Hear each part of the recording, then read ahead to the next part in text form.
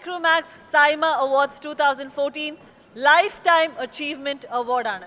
ഒരു മനുഷ്യായുസ്സ് മുഴുവൻ സിനിമയ്ക്കായി മാറ്റിവെച്ച ഒരു നടന്, ഒരു സംവിധായകന്, ഒരു നിർമ്മാതാവിന്, സർവോപരി ഇന്ത്യ കണ്ട ഏറ്റവും മികച്ച തിരക്കഥാകൃത്തുക്കളിൽ ഒരാൾക്കാണ് ഒരു വ്യക്തി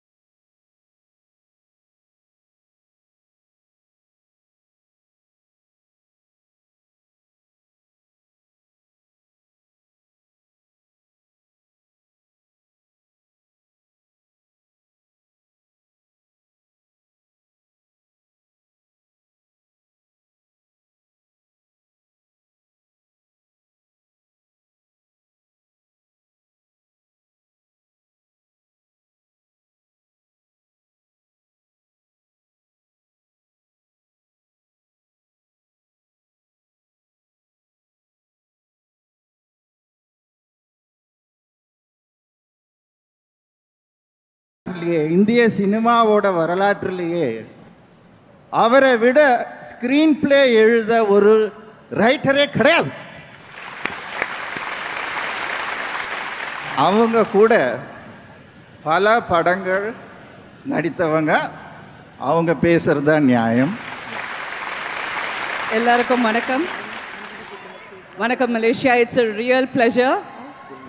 Bhagiraj sir பத்தி சொல்லணும்னா actually I think I take great pleasure in talking about him. என்னுடைய முதல் படத்தில் அவர் அசிஸ்டன்ட் டைரக்டர். அவருக்கு நிறைய பெருமைகள் உண்டு. அவரை மாதிரி ஒரு டைரக்டர், அவரை மாதிரி கன்சீவ் பண்ணுறது, சீன்ஸை, அவர் மாதிரி ஸ்க்ரீன் பிளே எழுதுறதுக்கு இன்ன வரைக்கும் தமிழ்நாட்டில் யாரும் இல்லை, ஏன் இந்தியாவிலே யாரும் இல்லைன்னு சொல்லுவாங்க.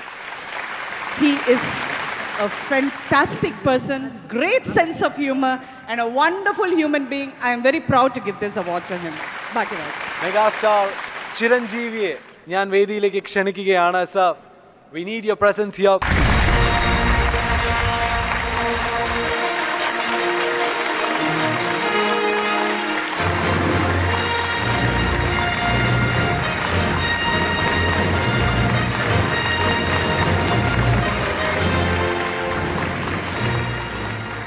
Good evening, Malaysia.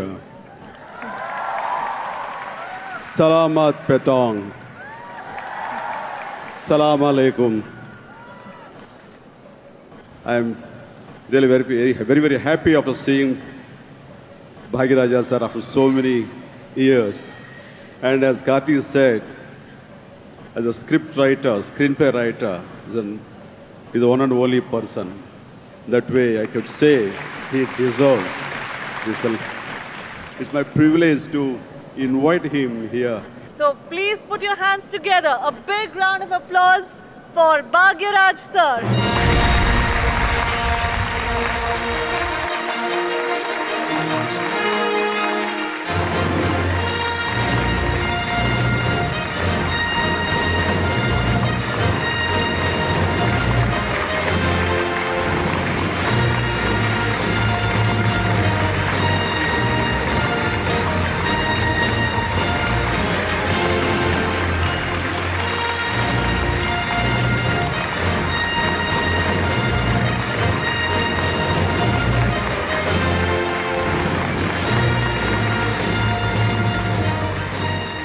ഇത്രയും വലിയൊരു പുരസ്കാരം ഇത്രയും വലിയൊരു വ്യക്തിത്വത്തിന് നൽകുമ്പോൾ ആ വ്യക്തിത്വത്തിന്റെ വാമഭാഗം വേദിയിൽ ഒതുങ്ങിയിരിക്കുന്നത് ശരിയല്ല. I think we should invite her. Yes. Purnima Bhagiraj, please come on stage, ma'am.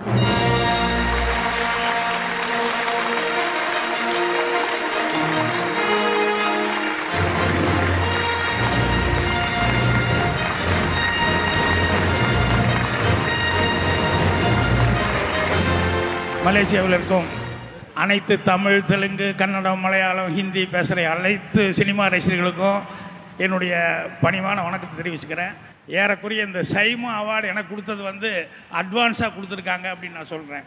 ஏன்னா இன்னும் நான் நிறைய வேலை பார்க்க வேண்டிக்குது, இன்னும் நிறைய என்னால் செய்ய முடியும், அந்த நம்பிக்கை எனக்கு இருக்குது. ரொம்ப பெருமையோடு இங்கே நின்றுட்டுருக்கேன். எங்கள் வீட்டுக்காரோட லைஃப் டைம் அச்சீவ்மெண்ட் அவர் வாங்குறாரு இன்றைக்கி. ரொம்ப ரொம்ப சந்தோஷமாக இருக்குது. எங்களுக்கு நிறைய ஒரு ஜோக்ஸ் எல்லாம் நடந்திருக்கு. நான் ஃபஸ்ட் டைம் அவங்க கூட நடிக்க வந்தப்போ எப்படி பேச வந்தேன். பேசிட்டு நான் போனதுக்கப்புறம் நான் இந்த ஆள் கர்வம் பிடிச்ச ஆள் அப்படின்னு சொல்லிட்டு நான் போயிருக்கேன். அப்புறம் அடுத்த டைம் டார்லிங் படத்துக்காக கதை சொல்கிறதுக்காக கூப்பிடும்போது சொன்னார், கதை சொன்னார். நான் சொன்னேன், சார் இன்றைக்கி ரொம்ப சந்தோஷமாக இருக்குது, ஆனால் அன்றைக்கி நான் வந்து ஒரு ஃபேனை வந்து உங்ககிட்ட பேச வரும்போது ஏன் நீங்கள் இப்படி திரும்பிட்டு போயிட்டேன்னு. இல்லை, இவங்க சொல்கிறதெல்லாம் நம்பாதீங்க. எனக்கு இங்கிலீஷ் வராது, அது வேறு விஷயம். ஆனால் அமிதாப் பச்சனுக்கு இங்கிலீஷில் தான் நான் கதை சொல்லி ஆக்ரி ரஸ்தா படமே எடுத்தேன். எந்த அளவு இங்கிலீஷில் நான் சொல்லியிருப்பேன் நீங்களே யோசனை பண்ணி பாருங்கள். அந்த படத்தில் கதை சொல்லும்போது, sir opening scene sir, one river yard sir, one cart is coming sir, one man is sitting in the top, hey hey hey is riding sir அப்படின்னு அவர் அப்படியே முடிச்சார். What what one man is riding sir, he is sitting in the top and he is hey hey hey he is having a stick, he is riding sir. You mean bullock cart? Yes you are correct sir, bullet card அப்படின்னு இப்படியே சொல்லி சொல்லி நடிச்சே full கதையும் சொல்லி it's a very nice subject அப்படின்னு சொல்லி ஒத்துக்கிட்டாரு.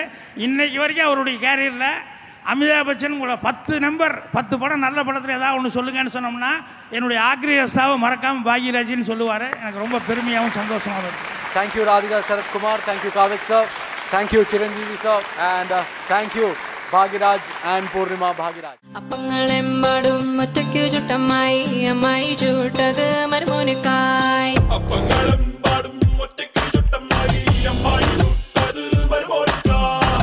അപ്പങ്ങളെമ്പാടും ഒറ്റയ്ക്കു ചുട്ടമ്മായി അമ്മായി ചൂട്ടത് മരുമോനുക്കായി.